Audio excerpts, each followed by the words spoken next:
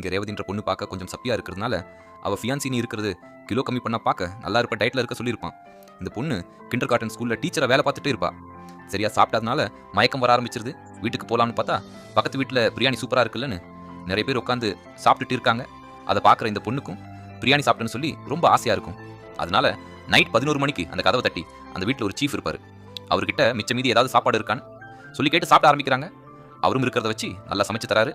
அவங்களும் ஃபுல்லாக சாப்பிட்டு போயிடுறாங்க. பார்த்தா அந்த பொண்ணோட ஃபியான்சி கால் பண்ணி டயட்ல இருந்து சீக்கிரம் உள்ளே அழகாகும்னு சொல்லுவான். இதை கேட்குற அந்த பொண்ணும் அடுத்த நாள் அந்த சீஃப் வீட்டு கதவை தட்டி நான் தான் சாப்பாடு கேட்டா உனக்கு எங்கே போச்சு, அறிவு சாப்பாடு கேட்டா கொடுத்துருவியான்னு கேட்டு திட்டிட்டு போயிடுறா. ஆனால் அடுத்த நாள் நைட்டும் அந்த பொண்ணுக்கு பசிக்குதுன்னு மறுபடியும் போய் கதவை தட்டுறா. அவனும் செஞ்சு கொடுக்குறான். இவளும் சாப்பிட ஆரம்பிக்கிறா. இப்போ 2 பேரும் ஒருத்தர் மாற்றி ஒருத்தருக்கு பிடிக்க ஆரம்பிக்குது. 2 பேரும் இப்போ லவ் பண்ண ஆரம்பிச்சிடுறாங்க. எங்கள் வீட்டுக்கு போய் நம்ம விஷயத்தை பற்றி பேச போறேன்னு சொல்லி ஊருக்கு போகிறான். அதுக்கப்புறம் எந்த ஒரு ஃபோன் காலும் வரல. ஒரு நாள் வேலையை முடிச்சு அபார்ட்மெண்ட்டுக்கு வரும்போது நிறைய பேர் நின்று பேசிட்டே இருக்காங்க.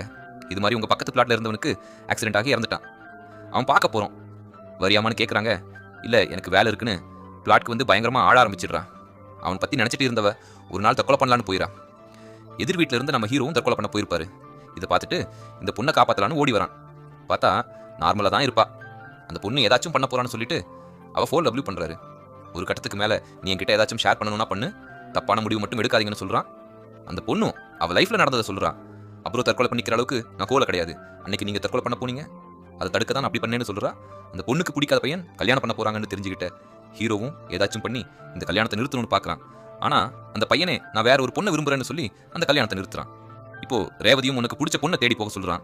இப்போ ஹீரோவும் நிதியை காண்டாக்ட் பண்ணா அவளுக்கு நடக்கிற இந்த கல்யாணம் நின்று போச்சுன்னு தெரிஞ்சுக்கிறான். அந்த பொண்ணை ஒரு இடத்துக்கு வர சொல்லி இப்போ 2 பேரும் பேசி ஒன்று சேர்ந்துடுறாங்க.